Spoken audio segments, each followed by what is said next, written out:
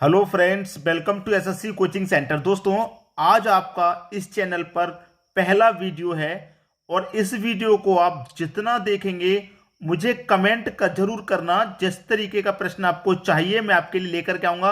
और आज जो मैं फर्स्ट वीडियो आपको करा रहा हूं ये आपको कितना पसंद आएगा कमेंट करके जरूर बताना और लाइक करना। चैनल पर आप नए हैं सभी, क्योंकि मेरा चैनल भी नया है, पहला वीडियो है, आप सभी नए स्टूडेंट हैं, तो चैनल को सब्सक्राइब करके बेल के बटन को जरूर दबा लें ताकि हमारे नोटिफिकेशन आप तक जरूर पहुंचे। ठीक है दोस्तों, तो चलिए स्टार्ट करते हैं। पहला प्रश्न है, यदि 94 प्लस 16 बराबर 42, 89 प्लस 23 बराबर 78, तो 63 प्लस 45 बराबर क्या होगा। इस तरीके का जब प्रश्न परीक्षा में आ जाता है तो स्टूडेंट परेशान हो जाता, भाई क्या किया जाए, क्या किया जाए। हम आपको बताते हैं करना क्या है। देखिए, यहां पर आपके पास संख्या दे रखी है 94। 94 को आपको क्या करना है, आपस में गुना कर देना है। ठीक है, यहां दे रखी है 16, 16 को भी आपस में गुना कर देना है और ये बीच में जो साइन है प्लस का उसे आप प्लस कर दीजिए। ठीक है, 9 चौके कितना होता है 36, एक का गुना 6 से करूंगा 6 और दोनों को आपस में जोड़ूंगा 36 को 6 को, तो कितना हो जाएगा 42 हो जाएगा। कैसे किया आपको पता है, इन दोनों का आपस में मैंने गुना किया, इन दोनों का आपस में गुना किया और दोनों को गुना करके जोड़ दिया। ठीक है, वही हम आगे करेंगे। यहां पर इन दोनों का गुना करेंगे, मतलब 8 गुने 9, 8 नीम 72 होता है भाई। ठीक है, 8 नीम 72 होता है।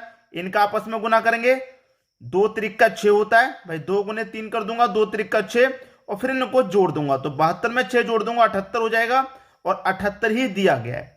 अब वही सेम टू सेम यहां पर लॉजिक लगा दीजिए, क्योंकि दोनों में सेम लॉजिक लगा है, तो लगा दो भाई। 63 है, आपस में गुना कर दो 6 और 3 का, 6 त्रिक का 18 हो जाएगा।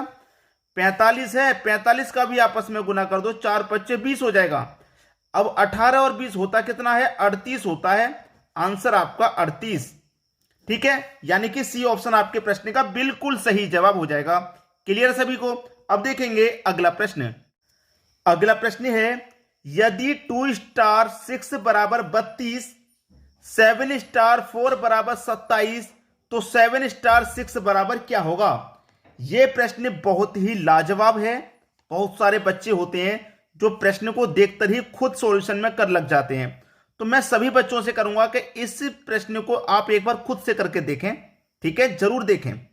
यहां पर हो क्या रहा है प्रश्न में, मैं आपको बता दूं। इस प्रश्न में हो रहा है कि ये जो मेरे पास 6 है बाद वाला, ये जो मेरे पास बाद वाला 6 है, मैं क्या करूं, इसमें 2 से डिवाइड कर दूं। ठीक है, बाद वाले 6 में 2 से डिवाइड करूंगा, 2 से कटाऊंगा, कितनी बार जाएगा, आप बोलेंगे सर 3 बार जाएगा। 3 बार जाएगा कि नहीं। और ये जो पहले वाला 2 है इसको लिख दो फिर बाद में, 32 हो गया ये वाला। यहां बाद वाली संख्या में 2 से डिवाइड किया, यहां पर भी बाद वाली में 2 से डिवाइड करूंगा तो कितनी बार जाएगा, 2 दूने का 4, 2 बार जाएगा। 2 बार जाएगा कि नहीं भाई। यहां पर 3 बार गया था, यहां 2 बार गया। फिर मैंने जो पहले वाली संख्या थी उसे बाद में लिख दिया, तो यहां पर भी पहले वाली संख्या को मैं बाद में लिख दूंगा, 27 हो जाएगा। 27 ही तो दिया गया है। सेम लॉजिक है, सेम पैटर्न पर प्रश्न को सॉल्व कर रहे हैं हम। आगे भी देखिए, यहां पर ही बाद वाली संख्या में 2 से डिवाइड करूंगा तो 2 त्रिक का 6 हो जाएगा और पहले वाली संख्या को यहां पर ही बाद में लिख देंगे तो आंसर आपका 37 आंसर हो जाएगा। बी ऑप्शन बिल्कुल सही। क्लियर सभी को। अब देखेंगे अगला प्रश्न। अगला प्रश्न है, बी सी डी बराबर 6 9 12 से जिस प्रकार संबंधित है उसी प्रकार ई एफ जी किससे संबंधित है। देखिए, आपसे कहा गया है कि बी सी और डी किससे संबंधित है भाई, 6 9 12 से संबंधित है।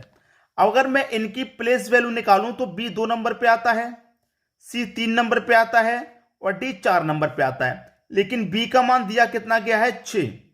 ठीक है, और 3 सी का मान कितना दिया गया है 3 होता है, सी का मान दिया गया भाई 9। ठीक है, और डी का मान 4 होता है लेकिन दिया कितना है 12, यही तो दिया गया है। अब मैं यहां पर चेक करूंगा कि 2 से 6 कितने गुना पर, आप बोलेंगे सर 3 गुना। 3 से 9 कितने गुना है, ये भी 3 गुना। 4 से 12 कितना गुना, ये भी 3 गुना। अब तो कंडीशन समझ में आ गई। उसी प्रकार से ई एफ जी का बना लेंगे आप। ई कितने नंबर पे आता है, 5 पे, 6 पे और 7 पे आता है। ये सभी कितने गुना पर दिए गए हैं, पहले उतने ही गुना पर इन्हें कर दो। ये सभी 3 गुना पर दिए गए थे, इन्हें भी 3 गुना कर दो। तो 5 त्रिक 15, 6 त्रिक 18, 7 त्रिक 21, 15 18 21, 15 18 21, पहला ऑप्शन आपका सही हो जाएगा। क्लियर सभी को। अब देखेंगे हम अगला प्रश्न। अगला प्रश्न है KPLO MN और क्वेश्चन मार्क, यहां क्या आएगा। देखिए अगर मैं रिलेशन की बात करूं, ये कितने नंबर पे आता है 11 पे, क्योंकि हम करेंगे क्या, पहली संख्या का रिलेशन पहली से बनाएंगे, पहली का रिलेशन पहली से, ऐसे ही तो बनाएंगे, पहली का रिलेशन पहली से, ऐसे यहां पर पहली से बनेगा।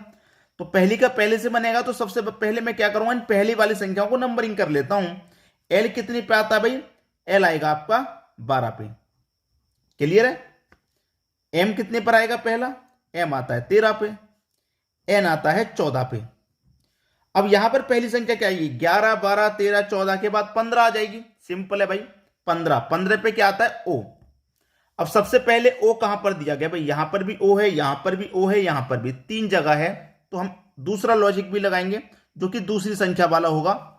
यहां पर आप दूसरी संख्या का दूसरी से रिलेशन बनाइए भाई, दूसरी का दूसरी से बनाऊं तो पी कितने पे आता है, 16 पे आता है, ओ 15 पे आएगा, एन 14 पे आता है और एम 13 पे। अब सीरीज किस तरीके से चल रही है, 16 15 14 13, उल्टा लौट रही है पीछे की तरफ। 16 से 1 कम हुआ 15, 15 से कम 14, 14 से कम 13, तो 13 से 1 कम करेंगे 12 हो जाएगा। 13 से 1 कम करेंगे तो कितना, 12, और 12 पे क्या आता है, 12 पे आता है एल। तो ओ एल आपका सही जवाब क्या है, ओ एल, जो कि पहले ही ऑप्शन में दिया गया है। क्लियर सभी को। अब देखेंगे हम अगला प्रश्न। अगला प्रश्न है 63 का रिलेशन 80 से है, 120 का रिलेशन क्या होगा। नंबर एनालॉजी का यह प्रश्न बहुत महत्वपूर्ण है, क्योंकि नंबर एनालॉजी में क्या होता है, कभी तो चारों का अलग अलग हम निकालते हैं, कभी पहली संख्या का रिलेशन दूसरी से बनाते हैं, कभी पहली संख्या का तीसरी से बनाते हैं, और कभी सभी का अलग अलग बनता है। अब जैसे कि इस प्रश्न की मैं बात करूं तो यहां 63 है, यहां पर 80, यहां 120, क्या कोई रिलेशन बनेगा। सबसे पहले दिमाग में आपको यह याद होना चाहिए कि हमें स्क्वायर और क्यूब के पास में संख्या दी हुई है या नहीं। अगर मैं 63 की बात करूं तो 63 क्या होता है मेरा, 63 के पास मेरा कौन सा स्क्वायर है, 64, 64 है, ठीक है, 64 ही तो है, 63 के पास 64 है। अब 64 क्या होता है भाई, 64 होता है मेरा 8 का स्क्वायर, या का मतलब 63 दे रखा है तो 8 का स्क्वायर 64 होता है, 63 दिया गया है तो 8 स्क्वायर माइनस 1 दिया गया। इसका मतलब इसके पास मेरा कौन सा परफेक्ट स्क्वायर है, 81 है। यहां 64 था, यहां 81 है। अब लेकिन दिया कितना गया है, 80, 81 कितने का स्क्वायर होता है भाई, 9 का स्क्वायर होता है, लेकिन 80 दिया गया, 1 कम दिया गया तो 1 कम कर दो भाई। इसका मतलब 8 का स्क्वायर -1 है ये, और ये 9 का स्क्वायर -1 है। अब यहां पर आ जाइए, इसके पास में कौन सा परफेक्ट स्क्वायर है, आप बोलेंगे सर 121 है, जो कि 11 का स्क्वायर होता है, लेकिन 1 कम दिया गया यहां पर भी, तो 1 कम कर दो। अब यहां पर किस संख्या का स्क्वायर आएगा, 8 के बाद 9 का, तो 11 के बाद कर दो 12 का। क्लियर है, 12 का स्क्वायर। लेकिन 12 का स्क्वायर में से क्या करूंगा, यहां पर ही -1 करूंगा, सभी में से -1 हो रहा है, ठीक है। 12 में -1 करूंगा तो 12 का स्क्वायर कितना होता है भाई, 144, और 144 में से -1 कर दूंगा तो यहां पर आ जाएगा आपका 143, ठीक है। 143 कहां पर है भाई, बी ऑप्शन में, ये आपका सही जवाब। अब देखेंगे अगला प्रश्न। अगला प्रश्न है, पहले ही दे दिया सबसे क्वेश्चन मार्क, फिर 63 08 26। आज आप सभी हमारा फर्स्ट वीडियो देख रहे हैं चैनल पर, पहला ही वीडियो हमने अपलोड किया है आज, और पहले ही वीडियो से आपको होमवर्क के लिए प्रश्न मिला, पहले ही वीडियो से हमने आपको होमवर्क के लिए प्रश्न दिया है। आपको रेगुलर होमवर्क के लिए प्रश्न मिलेगा, क्लास रेगुलर चलेगी आपकी, आपको बस चैनल को सब्सक्राइब कर लेना है। गणित और रीजनिंग आप चुटकियों में खत्म कर देंगे, बस ये समझ लीजिए। हमारे चैनल के साथ जुड़ जाइए, आपके पास रीजनिंग और गणित का कोई डर नहीं रहने वाला, ठीक है दोस्तों। गणित और रीजनिंग को हम फटाफट चुटकियों में सोल्व करना सिखाएंगे, जादुई ट्रिक से, ठीक है दोस्तों। तो ये वीडियो आपको कैसा लगा, फर्स्ट वीडियो, और इसका आंसर सभी को कमेंट करना है, जितने भी बच्चे वीडियो देख रहे हैं सभी को कमेंट करना है दोस्तों आंसर, ठीक है दोस्तों। वीडियो देखने के लिए आपका बहुत बहुत धन्यवाद।